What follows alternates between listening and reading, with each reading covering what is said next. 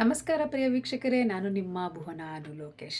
ವೀಕ್ಷಕರೇ, ಅಕ್ಟೋಬರ್ ತಿಂಗಳಿನಲ್ಲಿ ಒಂದು ಮಾಸ ಭವಿಷ್ಯ ಅನ್ನೋಂಥದ್ದನ್ನು ನಾವು ತಿಳ್ಕೊಳ್ಬೇಕಾಗುತ್ತೆ. ದ್ವಾದಶ ರಾಶಿಗಳವರದ್ದು.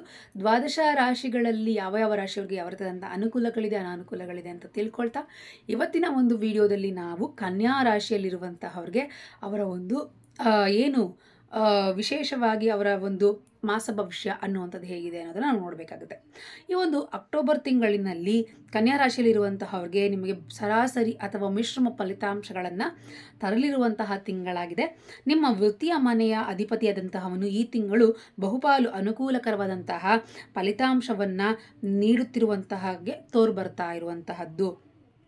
ಹಾಗೆಯೇ ಇದನ್ನು ವೃತ್ತಿಪರವಾದಂತಹ ದೃಷ್ಟಿಕೋನದಿಂದ ಧನಾತ್ಮಕವಾದಂತಹ ಸ್ಥಾನದಲ್ಲಿ ಧನಾತ್ಮಕವಾದಂತಹ ಈ ಒಂದು ಸ್ಥಾನದಲ್ಲಿ ನೀವು ನೋಡುವಂಥದ್ದಾದರೆ, ಕರೆಯಬಹುದಾದಂಥದ್ದಾದರೆ ಈ ಒಂದು ತಿಂಗಳು ವ್ಯವಹಾರದಲ್ಲಿ ಅಥವಾ ಕೆಲಸದಲ್ಲಿ ನೀವು ತುಂಬ ಧನಾತ್ಮಕ ಫಲಿತಾಂಶಗಳನ್ನು ನಿರೀಕ್ಷಿಸಬಹುದಾಗಿರ್ತದೆ.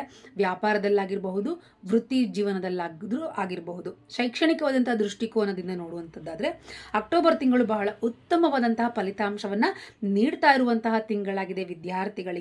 ವಿದ್ಯಾರ್ಥಿಗಳು ಉತ್ತಮ ಫಲಿತಾಂಶವನ್ನು ಪಡೆಯುತ್ತಾರೆ. ಅದೇನೇ ಆದರೂ ಕೂಡ ವಿದ್ಯಾರ್ಥಿಗಳು ಸೋಮಾರಿತನವನ್ನು ತಪ್ಪಿಸಿ ತಮ್ಮ ಅಧ್ಯಯನದ ಮೇಲೆ ಗಮನವನ್ನು ಕೇಂದ್ರೀಕರಿಸುವುದು ಅತ್ಯಗತ್ಯವಾಗಿರುವಂತಹದ್ದಾಗಿರ್ತದೆ. ಉತ್ತಮ ಫಲಿತಾಂಶ ಏನು ನಿಮಗೆ ಬರುವಂತಹ ನಿರೀಕ್ಷೆ ಅನ್ನುವಂಥದ್ದು ಕಂಡು ಬರ್ತಾ ಇದೆ. ಆದರೆ ನೀವು ನಿಮ್ಮ ಸೋಮಾರಿತನವನ್ನು, ಆಲಸ್ಯತನವನ್ನು ಬಿಟ್ಟು ಕ್ರಮವಾಗಿ ನೀವು ಅಧ್ಯಯನವನ್ನು ಮಾಡಿದ್ದೇ ಆದರೆ ಈ ಒಂದು ಕನ್ಯಾ ರಾಶಿಯಲ್ಲಿರುವಂತಹ ವಿದ್ಯಾರ್ಥಿಗಳಿಗೆ ಸಾಕಷ್ಟು ರೀತಿಯಾದಂತಹ ಉತ್ತಮ ಫಲಿತಾಂಶಗಳು ವಿದ್ಯಾರ್ಥಿ ಕಾಣ್ತಾ ಹೋಗ್ತೀರಿ. ಇನ್ನು ಈ ರೀತಿಯಾಗಿ ಇರುವಂತಹದ್ದು. ಇನ್ನು ಕುಟುಂಬದಕ್ಕೆ ಸಂಬಂಧಪಟ್ಟ ಹಾಗೆ ನೋಡುವಂಥದ್ದಾದರೆ ಅಕ್ಟೋಬರ್ ತಿಂಗಳಿನಲ್ಲಿ ಸಮಸ್ಯೆಗಳು ಅನ್ನುವಂಥದ್ದು ವ್ಯವಹರಿಸುವಾಗ ನೀವು ಜಾಗೃತರಾಗಿರಬೇಕಾಗುತ್ತೆ. ಅಂದರೆ ಸಮಸ್ಯೆಗಳು ಯಾವ ರೀತಿಯಾಗಿ ಬರ್ತದೆ ಅಂದರೆ, ನೀವು ಒಬ್ಬರ ಜೊತೆ ಮಾತನಾಡುವಾಗ, ಸಂಭಾಷಣೆಯನ್ನು ಮಾಡುವಾಗ, ವ್ಯವಹರಿಸುವಂತಹ ರೀತಿಯಲ್ಲಿ ಕುಟುಂಬದಲ್ಲಿರುವಂಥವ್ರ ಜೊತೆಗೆ ಸ್ವಲ್ಪ ಸಮಸ್ಯೆಗಳಾಗುವಂತಹದ್ದು. ಸ್ವಲ್ಪ ಜಾಗೃತರಾಗಿರಬೇಕಾಗುತ್ತೆ. ನೀವು ಕಠಿಣ ಪದಗಳನ್ನು ಬಳಸುವಂತಹದ್ದು ಯಾವುದೇ ಕಾರಣಕ್ಕೂ ಮಾಡಬೇಡಿ. ಅದನ್ನು ತಪ್ಪಿಸಲು ನೀವು ಪ್ರಯತ್ನವನ್ನು ಮಾಡಬೇಕಾಗುತ್ತೆ. ಈ ಅವಧಿಯಲ್ಲಿ ನಿಮ್ಮ ಕೋಪವನ್ನು ನಿಯಂತ್ರಣದಲ್ಲಿಟ್ಕೊಂಡ್ರೆ ಸಾಕಷ್ಟು ಅನುಕೂಲ, ಸಂಬಂಧಗಳು ಗಟ್ಟಿಯಾಗ್ತವೆ. ಇನ್ನು ಅಕ್ಟೋಬರ್ ತಿಂಗಳಿನಲ್ಲಿ ನಿಮ್ಮ ಪ್ರೇಮ ಜೀವನದ ವಿಚಾರದ ಬಗ್ಗೆ ನೋಡುವಂಥದ್ದಾದರೆ, ನಿಮ್ಮ 5ನೆಯ ಮನೆಯ ಅಧಿಪತಿ ಶನಿಯು ಸಾಕಷ್ಟು ದುರ್ಬಲ ಸ್ಥಾನದಲ್ಲಿದ್ದಾನೆ. ಪರಿಣಾಮವಾಗಿ ಶನಿಯು ಪ್ರೀತಿಯ ವಿಷಯದಲ್ಲಿ ಹೆಚ್ಚು ಸಹಾಯವನ್ನು ನೀಡಲು ಸಾಧ್ಯವಾಗುವುದಿಲ್ಲ. ಶನಿ ಮಹಾತ್ಮ ನಿಮ್ಮ ಪ್ರೇಮ ಜೀವನದಲ್ಲಿ ಖಂಡಿತವಾಗಿ ಸಹಾಯವನ್ನು ಮಾಡೋದಿಲ್ಲ.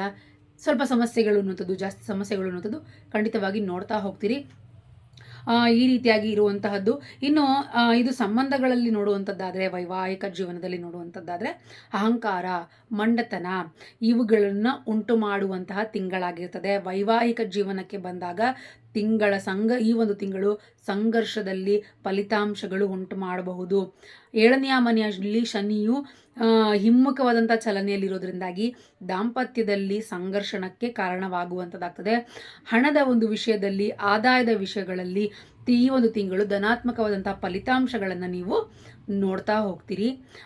ಹಾಗೆಯೇ ಆದರೆ ಉಳಿತಾಯದ ವಿಚಾರದಲ್ಲಿ ನೋಡುವಂಥದ್ದಾದರೆ ಇದು ಸುಧಾರಣೆ ಆಗಬಹುದು. ಸುಧಾರಣೆ ಅಂದರೆ ಸಾಧಾರಣವಾಗಿ ನೀವು ಸುಧಾರಿಸಿಕೊಳ್ಳುವಂತಹ ರೀತಿಯಾಗಿ ಪರಿಣಾಮಗಳನ್ನು ನೋಡ್ತಾ ಹೋಗ್ತೀರಿ. ನಿಮ್ಮ ಆರೋಗ್ಯದ ವಿಷಯದಲ್ಲಿ ನೋಡುವಂಥದ್ದಾದರೆ, ಆರೋಗ್ಯದ ವಿಚಾರವಾಗಿ ನೀವು ಅಕ್ಟೋಬರ್ ತಿಂಗಳು ಬಹುಶಃ ನಿಮಗೆ ಸಾಮಾನ್ಯಕ್ಕಿಂತ ಉತ್ತಮವಾಗಿರುತ್ತದೆ. ಈಗಾಗಲೇ ಕೆಳಗೆ ಬೆನ್ನಿನ ನೋವುಗಳನ್ನು ನೀವು ಅನುಭವಿಸ್ತಾ ಇದ್ದರೆ ಕನ್ಯಾ ರಾಶಿಯಲ್ಲಿರುವಂತಹವರು, ಅಂತಹ ಜನರು ಬಹಳ ಎಚ್ಚರಿಕೆಯಿಂದ ಇರುವಂತಹ ಹಾಗೆ ನಾವು ಸಲಹೆಯನ್ನು ನೀಡಬಹುದಂಥದ್ದಾಗಿರ್ತದೆ. ಇನ್ನು ಪರಿಹಾರ ಏನು ಕನ್ಯಾ ರಾಶಿಯಲ್ಲಿರುವಂಥವ್ರಿಗೆ ಅಂತ ನೋಡುವಂಥದ್ದಾದರೆ, ಈ ತಿಂಗಳು ಬೆಲ್ಲವನ್ನು ಸೇವಿಸೋದ್ರಿಂದಾಗಿ ಸಾಕಷ್ಟು ರೀತಿಯಾದಂತಹ ಅನುಕೂಲಗಳು ಆಗುವಂಥದ್ದಾಗ್ತದೆ. ಹಾಗೆಯೇ ಬೆಲ್ಲವನ್ನು ನೀವು ಸೇವಿಸೋಕ್ಕೂ ಮುಂಚೆ ಯಾವುದಾದ್ರೂ ಒಂದು ಶಿವನ ದೇವಾಲಯಕ್ಕೆ ಹೋಗಿ ಶಿವನ ಬಳಿ ನೈವೇದ್ಯಕ್ಕೆ ಅಂತ ಹೇಳಿ ಪೂಜಾರಿಗಳಿಗೆ ಕೊಟ್ಟು ಅದನ್ನು ನೈವೇದ್ಯ ಮಾಡಿ ಅದನ್ನು ಪ್ರಸಾದದ ರೀತಿಯಲ್ಲಿ ಸ್ವಲ್ಪ ಸಣ್ಣ ತುಣುಕುಗಳನ್ನು ಪ್ರತಿನಿತ್ಯವೂ ಕೂಡ ನೀವು ಸೇವನೆ ಮಾಡೋದ್ರಿಂದಾಗಿ ಆರೋಗ್ಯದಲ್ಲಿಯೂ ಕೂಡ ನೀವು ಉತ್ತಮ ಬದಲಾವಣೆಗಳನ್ನು ನೋಡ್ತಾ ಹೋಗ್ತೀರಿ. ಹಾಗೆಯೇ ವೈದ್ಯನಾಥನನ್ನು ಹೆಚ್ಚಿನದಾಗಿ ಧ್ಯಾನ ಮಾಡಿ ಆರೋಗ್ಯ ಸುಧಾರಣೆ ಆಗ್ತಾ ಹೋಗ್ತದೆ. ಇನ್ನೂ ನಿಮ್ಮ ಜೀವನದಲ್ಲಿ ಹೆಚ್ಚು ಸಮಸ್ಯೆಗಳಿದೆ, ಆ ಸಮಸ್ಯೆಗಳಿಗೆ ಪರಿಹಾರ ಬೇಕು ಅಂದರೆ ಕೆಳಗೆ ಕಾಣ್ತಾ ಇರುವಂಥ ಗುರುಜಿಯ ನಂಬರ್ಗೆ ಕಾಂಟ್ಯಾಕ್ಟ್ ಮಾಡಿ. ನಮ್ಮ ಚಾನಲ್ನ ಸಬ್ಸ್ಕ್ರೈಬ್ ಮಾಡ್ಕೊಳ್ಳಿ. ಇನ್ಸ್ಟಾಗ್ರಾಮ್ನಲ್ಲೂ ಕೂಡ ಫಾಲೋ ಮಾಡಿ. ಎಲ್ರಿಗೂ ಒಳ್ಳೆಯದಾಗಲಿ. ಧನ್ಯವಾದಗಳು.